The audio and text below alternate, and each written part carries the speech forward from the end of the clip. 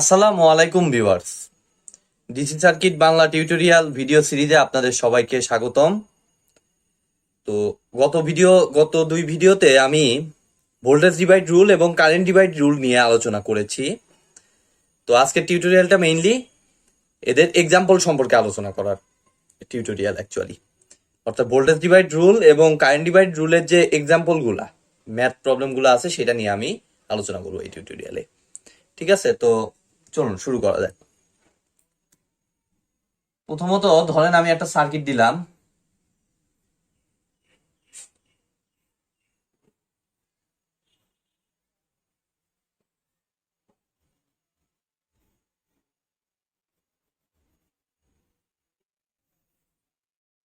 এখানে ধরেন আমি দিলাম 15 ভোল্ট,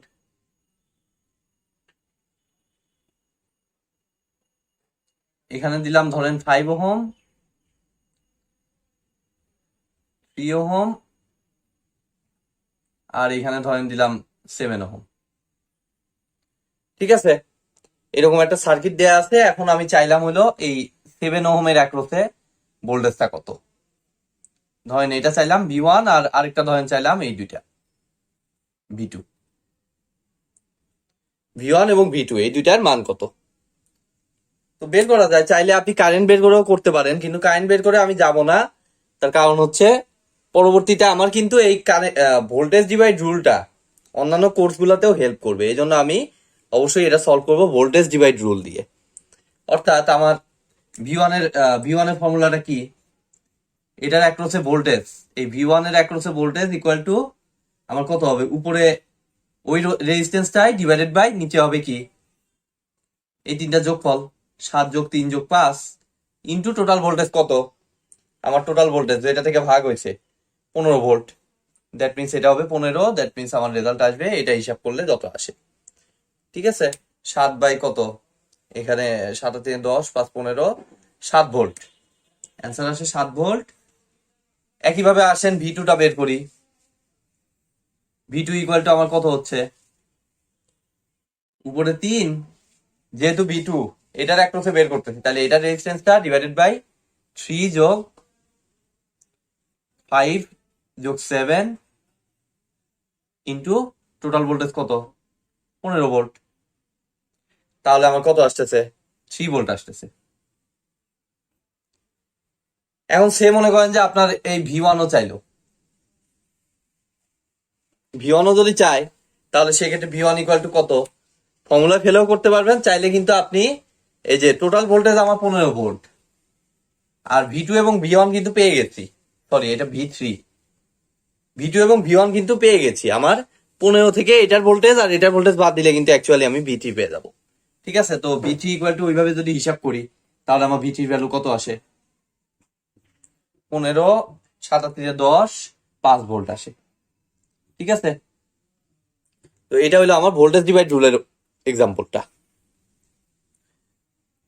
তো এরপরে আসেন, খুব সিম্পল, জাস্ট যে জায়গায় ভোল্টেজ বের করব সেই জায়গায় রোধ ডিভাইডেড বাই নিচে হবে সবগুলা রোধের যোগফল। ঠিক আছে, তো এরপরে আসি আমি কারেন্ট ডিভাইড রুলের একটা এক্সাম্পলে। কারেন্ট ডিভাইড রুলে অ্যাকচুয়ালি আমি দুইটা এক্সাম্পল সলভ করবো। প্রথমটা হলো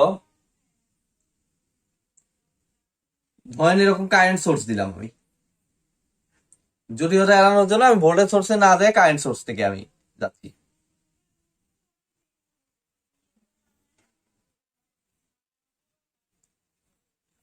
আমরা দেখেছি যে আমাদের কারেন্ট ডিভাইড হয় শুধুমাত্র যদি এরকম প্যারালাল ব্রাঞ্চ থাকে। ঠিক আছে, প্যারালাল ব্রাঞ্চ থাকলে কেবলমাত্র কারেন্ট ডিভাইড রুলটা কার্যকর হয়। তাহলে সেই অনুযায়ী আমার এখান থেকে ধরেন যে আমার কত অ্যাম্পিয়ার নেব, 15 অ্যাম্পিয়ার কারেন্ট তৈরি হলো। আর এখানে ধরেন যে আমার এটা আছে 7 ওহম আর এটা আছে 8 ওহম।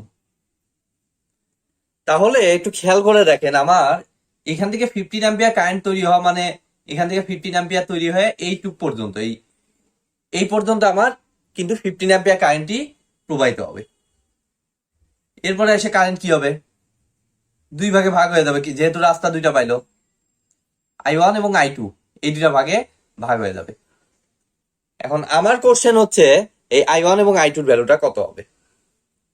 তাহলে সিম্পলি আমি যেহেতু কারেন্ট ডিভাইড হয়েছে আমি কারেন্ট ডিভাইড রুলে চলে যাই, যে I1 ইকুয়াল টু কত হচ্ছে।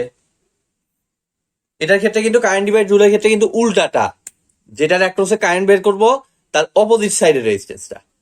তাহলে 7 ওহমের অ্যাক্রসে বের করতেছি, তাহলে 7 ওহমের অপোজিট সাইডের রেজিস্ট্যান্স কত? 8 ডিভাইডেড বাই 8 যোগ 7 টোটাল রোধের যোগফল ইনটু মূল কারেন্ট কত? 15 অ্যাম্পিয়ার। তাহলে 8 বাই 15 8 অ্যাম্পিয়ার। 7 ওহমের মধ্যে দিয়ে 8 অ্যাম্পিয়ার প্রবাহিত হচ্ছে, তাহলে I2 কত হবে? বাকি অংশ টোটাল ছিল 15, তার থেকে 7 বাদ দিলে আমার কত হয়? সরি 8 বাদ দিলে কত হয়? 7 অ্যাম্পিয়ার। এভাবে বের করতে পারেন, অথবা কারেন্ট ডিভাইড রুলে ফেললেও আপনারা সেম অ্যান্সারটাই পাবেন। ঠিক আছে, ক্লিয়ার এই উদাহরণটা? আসেন নেক্সট প্রবলেমে যাওয়া যাক। কারেন্ট ডিভাইড রুলের লাস্ট প্রবলেম। এখন ধরেন আমি এই দুই মানটা পাল্টায় দেব, আর আরেকটা কাজ করব, সেটা হলো এইখানে এক্সট্রা আরেকটা রোধ অ্যাড করব। এবং ধরেন এটার মান দিলাম 3 ওহম, এটার মান দিলাম ধরেন কত দিব? আচ্ছা সুবিধাজনক মান দেই,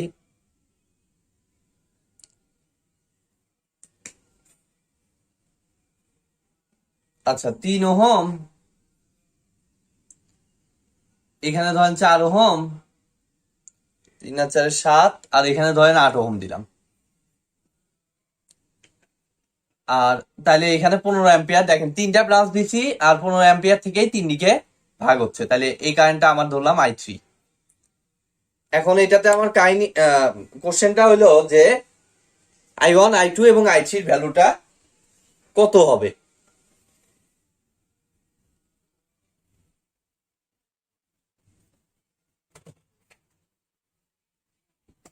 তো দেখেন I1 I2 I3 এটা বুঝতে হইলে আমার এখানে কিন্তু কারেন্ট ডিভাইড রুল কার্যকর, ঠিক আছে, বাট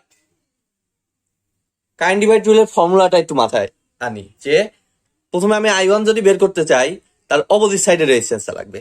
কারণ অপোজিট সাইডে আবার রেজিস্ট্যান্স কয়টা আছে? দুইটা রেজিস্ট্যান্স আছে, ঠিক না? 4 এবং 8 দুইটা রেজিস্ট্যান্স থাকার কারণে কিন্তু ঝামেলা হয়ে গেছে একটা। তাহলে এবার সলিউশন কি? তো সলিউশনটা হচ্ছে, আমি ধরেন যে I1 যখন বের করব তখন সার্কিটটাকে একটু ছোট করে 3টা রোধ থেকে আমি 2টাতে কনভার্ট করে নেব, যেহেতু আমার 2টা রোধের জন্য সার্কিট ফর্মুলা জানা আছে। ঠিক আছে, তো এটা 3 ওহম, আর দেখেন আমার 3 ওহমের কারেন্ট বের করতে হলে আমার অপোজিট সাইডে রেজিস্ট্যান্স লাগবে। এখন অপোজিট সাইডে আছে 2টা রেজিস্ট্যান্স, তাহলে সিম্পলি এই দুইটার আমার কি নিতে হবে? অবশ্যই বুঝতেই পারতেছেন যে আমার তুল্য রোধ নিতে হবে। 4 এবং 8 এই দুইটা রেজিস্ট্যান্সের আমার মেইনলি তুল্য রোধ নিতে হবে। তো তুল্য রোধের ফর্মুলায় ফেললে এটা কত হয়? 4 into 8 32 divided by 12, 8 by 3 8 by 3 ওহম। এবার কি বের করা সম্ভব না? আমার I1 কারেন্টটা এবার কি বের করা সম্ভব? That means I1 equal to কত আসতেছে আমার ওই ফর্মুলায় ফেললে? কি ফর্মুলা? I1 বের করতে হলে অপোজিট সাইডের রেজিস্ট্যান্স, অপোজিট সাইডের রেজিস্ট্যান্স আছে 8 বাই 3, নিচে হবে 8 বাই 3 প্লাস কত 3 ইন্টু মূল কারেন্ট কত? 15 অ্যাম্পিয়ার। তাহলে এখন যদি এটা হিসাব করা হয় তাহলে আমার আসতেছে 8 বাই 3 ভাগ 8 বাই 3 যোগ 3 ইন্টু 15, বাজে একটা মান আসে 120 by 17 ampere. 120 by 17 ampere current. ঠিক আছে, ক্লিয়ার? একইভাবে দেখেন I2 যদি আমি বের করতে চাই, I2 এর জন্য আমার কি করতে হবে?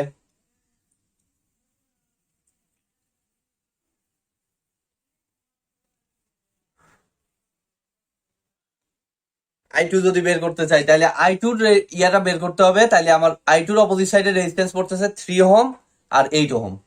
তাহলে ওই দুইটাকে আমার অবশ্যই কি করতে হবে, তুলনা নিতে হবে না। ধরেন এই মাঝখানে 4 ওহম যা আছে তাই, 4 ওহমের মধ্যে মেইনলি কারেন্ট মাপবো, এখান থেকে 15 ওহম, আর 3 আর 8 কে এক করলে আমার আসতেছে কত, 3 8 24 ভাগ 11, 24/11। এদিক দিয়ে মেইনলি I2, এদিক দিয়ে 15 অ্যাম্পিয়ার। তো আগের মতোই I2 এর ফর্মুলায় ফেলে দেন, মানে কারেন্ট ডিভাইড রুলের ফর্মুলা। I2 বের করবো, তার অপোজিট সাইডের রেজিস্ট্যান্স হচ্ছে 24/11, নিচে আসতেছে কত 24/11 প্লাস 4 ইন্টু আমার মূল কারেন্ট কত 15। দ্যাট মিনস এটা হিসাব করলে আমার কত আসতেছে 24/11 যোগ 4 ইন্টু 15, 90/17 অ্যাম্পিয়ার।